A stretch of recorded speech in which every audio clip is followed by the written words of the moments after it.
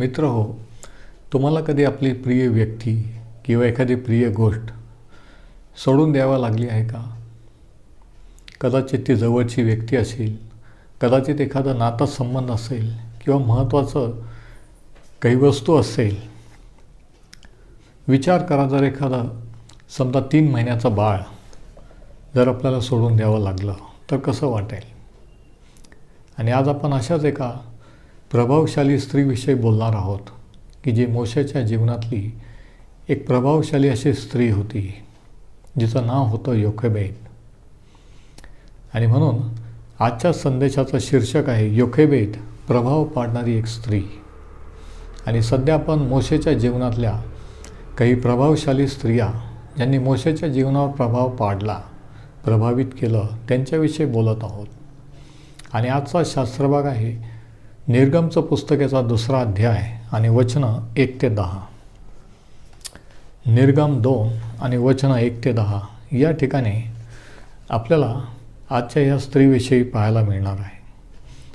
आता आपल्यातील काही जणांना हा अनुभव आलेला आहे की ज्यावेळेस आपण देवासाठी एखादं नातं गमावलं, सोडून दिलं, एखादी प्रिय व्यक्ती सोडून दिली, किंवा जे आपल्याला प्रिय होतं ते, मग एखादी नोकरी असो, व्यवसाय असो, संबंध असो किंवा घराणं देखील असो, येशू ख्रिस्तासाठी.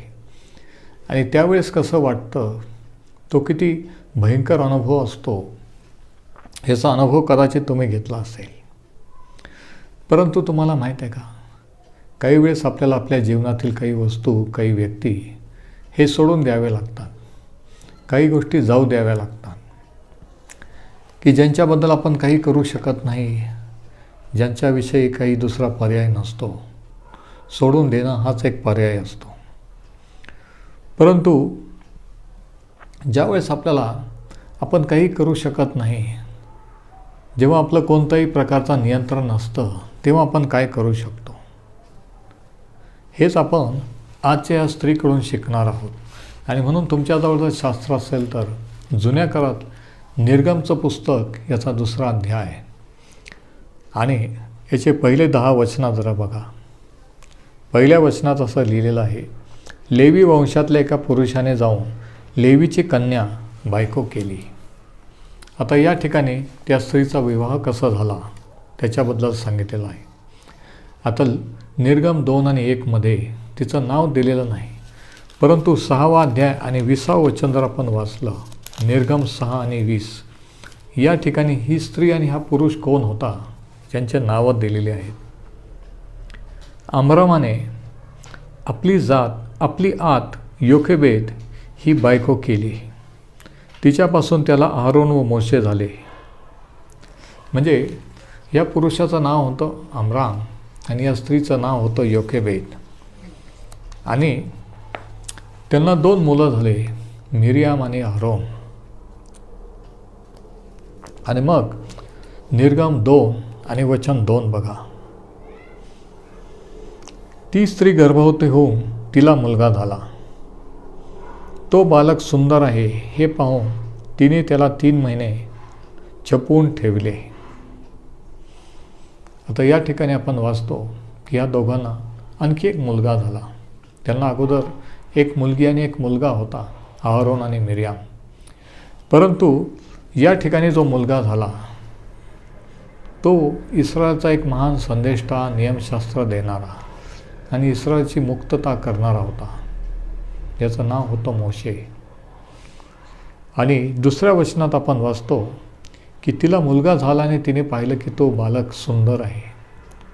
मूळ भाषेत लिहिले की तो कोणीतरी विशेष आहे हे त्यांनी पाहिलं.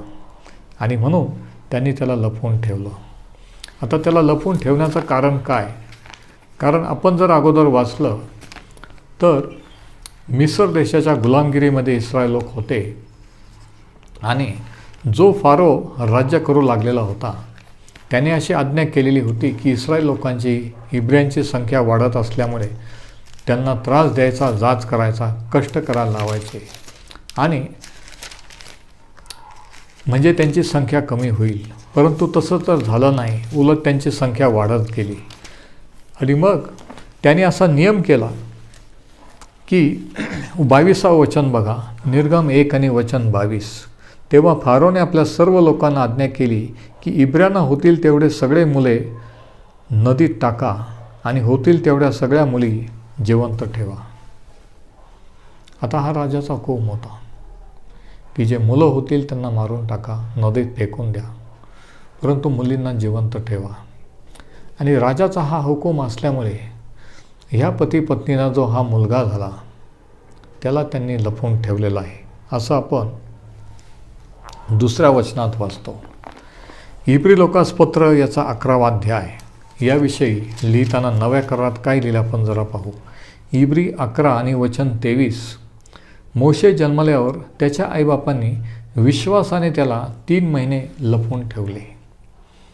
निर्गमच्या पुस्तकात लिहिलं की त्यांनी त्याला लपवून ठेवले, परंतु नव्या करारात सांगितलेलं आहे की विश्वासाने लपवून ठेवले.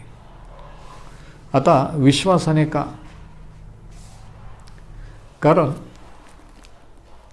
त्यांचा विश्वास होता की परमेश्वर जे ते पाऊल उचलत आहेत त्याला लपवून ठेवण्याचं त्यांना तो सहाय्य करील.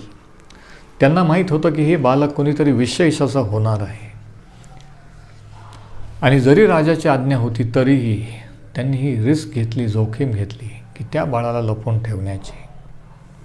राजाचा हुकूम होता, परंतु राजापेक्षा त्यांना देवाचं भय अधिक होतं आणि म्हणून त्यांनी ते बालक लपवून ठेवलं. आता जरा विचार करा, हे बाळ लपवून ठेवलेलं असताना समजा जर राजाला किंवा शेजाऱ्यांना किंवा कोणाला कळलं असतं तर काय झालं असतं, काय होऊ शकलं असतं? निश्चितच ह्या पती पत्नींना आणि त्या बाकीच्या लेकरांना राजाने मारून टाकण्याचा हुकूम दिला असता. म्हणजे याला लपवणं ही एक मोठी रिस्क होती, मोठं धैर्याचं जोखमीचं काम होतं, परंतु ते विश्वासाने केलं असं इब्री लोकासपत्र 11 आणि 23 सांगितलेलं आहे. म्हणजे याच्यावरून आपल्याला समजतं की योखेबेद आणि तिचा पती अम्राम हे परमेश्वरावर विश्वास ठेवणारे लोक होते आणि ही स्त्री विश्वास धरणारी स्त्री होती. परंतु विश्वासाबरोबर रिस्क किंवा जोखीम देखील असते. ज्यावेळेस आपण विश्वास धरतो त्यावेळेस असे प्रसंग येतात की ज्यावेळेस आपल्याला रिस्क घ्यावी लागते आणि या ठिकाणी त्यांनी रिस्क घेतलेली आहे. आणि मग पुढे काय झालं बघा, वचन 3. पुढे त्याला छपून ठेवता येईना म्हणून तिने लवाळ्याचा एक पेटारा करून त्याला डामरवर राळ चोपडली. त्या पेटाऱ्यात तिने त्या बाळकाला घालून नदी तीरेच्या लवळ्यात नेऊन ठेवले. आता लहान बाळ मोठं होत चाललेलं आहे, त्याचा रडण्याचा आवाज शेजाऱ्यांना आजूबाजूला येत असेल, म्हणून हा टेम्पररी उपाय होता त्याला लपवून ठेवण्याचा, हा कायमचा उपाय नव्हता. परंतु त्यांनी पहिलं पाऊल उचललेलं होतं. परंतु बाळ वाढत चाललं आणि म्हणून तिने काय केलं माहीत आहे का, तिने एक योजना केली. बघा, विश्वासणारे स्त्रिया, विश्वासणारे लोक हे नियोजन करणारे असतात, नियोजनबद्ध असतात. तिने एक योजना केली आणि ती योजना अशी होती की लवाळ्याचा एक पेटारा करायचा, त्या पेटारामध्ये त्या बाळाला ठेवायचं आणि मग ते नदीत सोडून जायचं, आणि ते देखील देवाच्या भरोशावर. जरा विचार करा, हा किती भयंकर प्लॅन होता, किती रिस्की प्लॅन होता. आणखी एक रिस्क, आणखी एक जोखीम ती घेत आहे. तिच्या भावना काय असतील, तिचे विचार काय असतील, तिला काय वाटत असेल, जरा विचार करा की ज्यावेळेस तिने त्या लोहाळ्याचा पेटारा केला, ज्यावेळेस मिरियाम आणि आरोन ते देखील लहान होते, ते विचारत असतील की कोणासाठी, कशासाठी, परंतु तिने विश्वासाने तो पेटारा केला लवाळ्याचा. त्याच्यात एक दिवशी त्या मोशे बाळाला ठेवलं आणि मग त्याला नेऊन त्या नदी किनारी पाण्यात सोडून दिला. तिचा विश्वास परमेश्वरावर होता, म्हणून जे तिला प्रिय, जे आवडणारा, जो सुंदर असा मुलगा झालेला, जो विशेष कोणीतरी होणार आहे असं जे त्यांना वाटत होतं, त्याला त्यांनी सोडून दिलेलं आहे. काही वेळेस आपल्याला आपले प्रिय वस्तू, प्रिय व्यक्ती हे देवासाठी सोडून द्यावे लागतात. काही वेळेस विश्वास धरून आपल्याला ते कठीण पाऊल नाईलाजाने उचलावं लागतं, आणि या ठिकाणी तिचा नाईलाज आहे. परंतु तुम्हाला सांगू द्या की ह्याच्यामध्ये देखील अदृश्यरित्या देवाचा हात, देव परमेश्वर कार्य करीत आहे. कारण ह्या बाळाला देवाने जगात पाठवलेला आहे. त्याच्या जीवनासाठी एक उद्देश आहे आणि म्हणून देव तो उद्देश सिद्धीस नेणार आहे. आणि देव जर सर्व समर्थ आहे तर कोणताही सरकार, कोणताही राजा देवाच्या योजना उलथून पडू शकत नाही. कोणतेही कायदे देवाचा संकल्प मोडू शकत नाही. आणि म्हणून ह्या स्त्रीने, योखेबेदने, मोशाच्या आईने त्याला विश्वासाने त्या नदीत सोडून दिलं. तिने त्याला जाऊ दिलेला आहे देवाच्या भरोशावर. तिचा विश्वास आहे की जर हे देवाने दिलेलं आहे, देवाने निवडलेलं हे बाळ आहे, तर परमेश्वर त्याची काळजी घेईल. आणि म्हणून तिने ते सोडलेलं आहे. आणि मग काय झालं बघा, वचन 4, आणि त्याचे काय होईल ते पाहायला त्याची बहीण म्हणजे मिर्याम ही दूर उभी राहिली. कदाचित ती 10-12 वर्षाची मुलगी असेल आणि ती दूर उभा राहून बघत आहे की त्याचा छोटा भाऊ, ते छोटं बाळ, त्याचं काय होतं. आणि मग 5वं वचन बघा, मग फारोची कन्या नदीवर स्नान करायला आली. तिच्या दासी नदीच्या कडेला चालल्या असता लव्हाळ्यामध्ये तो पेटारा तिच्या नजरेस पडला. आता योगायोग बघा, परंतु ही योगायोग नाही आहे. या सर्व घटनांवर, परिस्थितीवर देवाचं नियंत्रण आहे. ज्यावेळेस त्या बाळाला पाण्यावर सोडलेलं आहे त्याच वेळेस फारो राजाची कन्या आंघोळीला त्या नदीवर आलेली आहे. आणि तिच्या संरक्षणासाठी तिला कोणी पाहू नये म्हणून तिच्याबरोबरच्या दासी, नौकर हे तिचं संरक्षण करीत आहेत. तिच्या नदीकडेला चालल्या असता लव्हाळ्यामध्ये तो पेटारा तिच्या नजरेस पडला. आता या ठिकाणी फारोच्या कन्याने तो पेटारा पाहिलेला आहे. ज्यावेळेस आपण देवाच्या भरोशावर सोडून देतो, रिस्क घेतो, तेव्हा काय होतं. योखेबेदने ते बाळ देवाच्या भरोशावर नदीवर सोडून दिलेलं आहे. तिने विश्वासाचा पाऊल उचललेला आहे. तिने भयंकर मोठी रिस्क घेतलेली आहे. पण ज्यावेळेस आपण देवाच्या भरोशावर सोडून देतो तेव्हा काय होतं माहिती आहे का, घटना घडू लागतात. देवाचं नियंत्रण असतं. त्याच वेळेस फारोची कन्या त्या ठिकाणी आलेली आहे. तिचं लक्ष त्या बाळाकडे गेलेलं आहे. आता लक्षात घ्या की ही सर्वसाधारण स्त्री नसून ही फारो राजाची कन्या आहे. सत्ता अधिकार तिच्याच वडिलांनी तो कायदा केलेला आहे की इब्री बाळं, मुलं जिवंत ठेवायचे नाही आहेत. तिच्या हातात सत्ता आहे. ती पण एक प्रभावशाली स्त्री आहे. ती पण जे पाहिजे ते करू शकते. आणि काय होतं बघा, लव्हाळ्यामध्ये तो पेटारा तिच्या नजरेस पडला. तो आणायला तिने आपल्या एका दासीला सांगितले. तिने तिच्या एका दासीला आज्ञा केली की तो लव्हाळ्यात असलेला पेटारा तो घेऊन ये. वचन 6, तो उघडून पाहता तिच्या दृष्टीस ते बालक पडले. तिला माहीत नव्हतं त्याच्यात काय आहे. तिला फक्त तो पेटारा दिसला. परंतु तिच्यामध्ये उत्सुकता निर्माण झाली. परमेश्वर अदृश्य रीतीने कार्य करत आहे. ते बाळ देवाने निवडलेलं बाळ आहे. आणि ही त्यावेळेस त्या ठिकाणी आंघोळीला गेलेली आहे. तिचं लक्ष त्या पेटाराकडे गेलेलं आहे. तिने तो पेटारा मागवलेला आहे आणि उघडल्यानंतर पाहिलं तर ते बाळ त्याच्यामध्ये रडत आहे. ते रडत होते. आता योगायोग बघा, तिथे त्याच वेळेस आंघोळीला का यावं, तिचं लक्ष त्या पेटाऱ्याकडे का जावं, तिने दुर्लक्ष का करू नये. तिला काय इच्छा व्हावी, उत्कंठा व्हावी, उत्सुकता व्हावी की त्या पेटाऱ्यात काय आपण पाहू. तिने का तिच्या दासींना आज्ञा करावी की तो पेटारा घेऊन या. जरा विचार करा. आणि ते आणल्यानंतर, उघडल्यानंतर पाहिलं तर ते बाळ रडायला लागलेलं आहे. त्याच वेळेस ते बाळ रडायला लागलेलं आहे. आता ह्या सर्व ज्या घटना घडत आहेत याच्यामागे योगायोग आहे का? जरी योगायोग असला तरी देवाचा अदृश्य हात कार्य करीत आहे. किती वेळेस असं होतं की आपल्याला दिसत नाही, आपल्याला कळत नाही, तरी देव अदृश्य रीतीने परिस्थितीच्या द्वारे, इतरांच्या द्वारे जीवनातील परिस्थितीत कार्य करत असतो. तो आपल्या जीवनात क्षुल्लक गोष्टीत, बारीक सारीक गोष्टीमध्ये त्याचा हात, अदृश्य हात जर आपण बारकाईने पाहिलं तर आपल्याला दिसून येतो. आणि म्हणून हे योगायोग नाही, हे काही नुसत्या घटना नाही, देवाचं नियंत्रण आहे. देव सार्वभौम आहे. शास्त्र सांगतं की आकाश पृथ्वीचा देव, उत्पन्न करता देव, त्याचा अखिल पृथ्वीवर, जगावर नियंत्रण आहे. त्याचं तुमच्या आणि माझ्या जीवनावर नियंत्रण आहे. बघा, आणि काही वेळेस आपल्याला हा धडा महत्त्वाचा शिकावा लागतो. विश्वासाच्या मार्गात चालत असताना ज्यावेळेस असे प्रसंग येतात सोडून देण्याचे, रिस्क घेण्याचे, त्यावेळेस आपल्याला विश्वास धरून ते पाऊल उचलावं लागतं. आणि ज्यावेळेस आपण ते पाऊल उचलतो त्यावेळेस देव परिस्थितीचं नियंत्रण करत असतो. त्याची उपस्थिती आपल्याला पाहायला मिळते.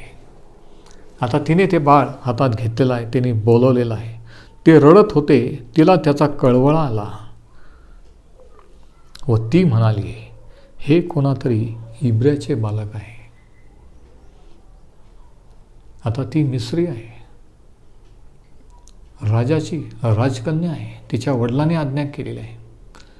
तिला माहिती आहे की हे बाळ इब्री लोकांचं बाळ आहे, मुलगा आहे.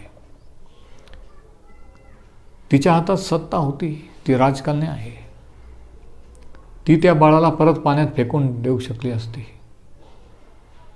परंतु शास्त्र असं सांगतं की तिला कळवळा आला. शास्त्र सांगतं की राजाचं मन परमेश्वराच्या हातात आहे, तो पाहिजे त्याला तिकडे वळवतो. तिला कळवळा का यावा? कारण देवाचं परिस्थितीवर नियंत्रण आहे. तिने ते पाण्यात फेकून का द्यावे, का देऊ नये इब्री बालक पाहून? कारण देवाचं तिच्यावर नियंत्रण आहे. म्हणून देवाचं सत्ता अधिकार याच्यावर नियंत्रण आहे. प्रत्येक सत्ता अधिकार, प्रत्येक परिस्थिती त्याच्या अधीन आहे. कोणतीही परिस्थिती अशी नाही की देवाच्या हाताबाहेर जाते. काही वेळेस आपल्याला असं वाटतं की आता आपण काही करू शकत नाही, म्हणजे देवसुद्धा काही करू शकत नाही, आता काहीच होणार नाही. परंतु देव सर्व समर्थ आहे. त्याचे संकल्प सिद्धीस नेणारा तो आहे. त्याच्या संकल्पाला कोणी आड येऊ शकत नाही. आणि मग तिने काय केलं बघा. ती म्हणाली, हे कोणातरी इब्र्याचे बालक आहे. तेव्हा त्या बालकाची बहीण फारोच्या कन्येस म्हणाली, आपणाकरिता मुलाला दूध पाजाव्यासाठी इब्री स्त्रियातून एखादी दाई बोलावू काय? बघा, आता ही सांगत नाही की तो माझा भाऊ आहे. ती सुद्धा हुशारीने उत्तर देत आहे, कारण ती सुद्धा विश्वासार्ह आईची मुलगी आहे. ती सुद्धा लहानपणापासून तिच्या आईवडिलांना विश्वासात चालताना, प्रार्थना करताना पाहिलेलं आहे, ऐकलेलं आहे. आणि म्हणून तिला देखील देव कसं सुचवतं बघा. ती एवढीशी मुलगी म्हणते की मी तिच्यासाठी कोणी दाई, कोणी बाई आणू का? फारोच्या कन्येने तिला म्हटले, जा बोलाव. बघा, देवाने फारोच्या कन्याचा ताबा घेतलेला आहे. देव कोणाचाही ताबा घेऊ शकतो. फारोची कन्या ही इस्रायल लोकांचे, इब्री लोकांचे शत्रू आहे. परंतु देवाने ताबा घेतल्यामुळे एक छोट्याशा मुलीने दिलेला सल्ला ती मान्य करीत आहे. किती विशेष आहे ना का? तिच्या हाताखाली नौकर चाकर आहे. ती फारो राजाची कन्या आहे. आणि एक लहान किरकोळ मुलगी सांगते की मी बाई बोलवून आणू का? ती म्हणते जा आण. बघा, देव परिस्थितीवर कसं नियंत्रण करतो, घटना कशा घडवून आणतो, घटना कशा घडत असतात. आणि म्हणून प्रत्येक बारीक सारीक घटना घडत असताना आपण देवाचा हात त्याच्या मागे पाहायला शिकलं पाहिजे. आणि मग वचन 8 आपण वाचतो की तेव्हा ती मुलगी जाऊन त्या बालकाच्या आईला घेऊन आली. बघा, योखेबेदने ते बालक सोडून दिलं होतं परमेश्वराच्या भरोशावर. पण ज्यावेळेस आपण देवाच्या भरोशावर सोडून देतो त्यावेळेस काय होतं? काही होतं का? हो. जेव्हा आपण देवाच्या हाती देतो तेव्हा ते बालक असो कोणी असो देवाच्या हाती असतं. देव त्याचा सांभाळ करत असतो. देव त्याच्याविषयी त्याच्या योजना त्याचे संकल्प सिद्धीस नेत असतो. आणि जे आपण देवाला दिलेलं आहे ते तो आपल्याला परत देत असतो. या ठिकाणी आपण पाहतो वचन 8 तिने सांगितलं की त्या फारोच्या कन्येने म्हटले जा बोलव. तेव्हा ती मुलगी जाऊन त्या बालकाच्या आईला घेऊन आली. फारोच्या कन्येने तिला म्हटले ह्या मुलाला घेऊन जा आणि माझ्याकरता याला दूध पाज म्हणजे मी तुला वेतन देईन. मग ती स्त्री त्याला घेऊन जाऊन दूध पाजू लागली. किती विशेष आहे बघा. हे काय योगायोग आहे का? नाही. देवाचं नियंत्रण देवाचा हात परमेश्वर कार्य करीत आहे. त्या मुलीने सुचवावं. फारोच्या कन्येने त्या छोट्या मुलीचं ऐकावं आणि आपल्या आईला बोलून घ्यावं आणि परत फारोच्या कन्येने तयार व्हावं आणि हे बालक तिच्याकडे द्यावं. तिने ते बालक जे तिचंच होतं तिला परत दिलं. जे आपण देवाला देतो ते तो आपल्याला वेगळ्या रीतीने परत देत असतो. परंतु ते एक विश्वासाची परीक्षा असते. जे आपल्याला प्रिय आहे ते जेव्हा आपण त्याच्या भरोश्यावर सोडून देतो ते आपल्याला परत मिळत असतं. या ठिकाणी तिने ते बालक परमेश्वरासाठी सोडलेलं होतं, विश्वासाने सोडलेलं होतं, पण देवाने तिला ते परत दिलेलं आहे. तिला आपलं बालक, तिला मोशे परत मिळालेला आहे. आणि म्हणून याच्यावरून आपण काय शिकतो?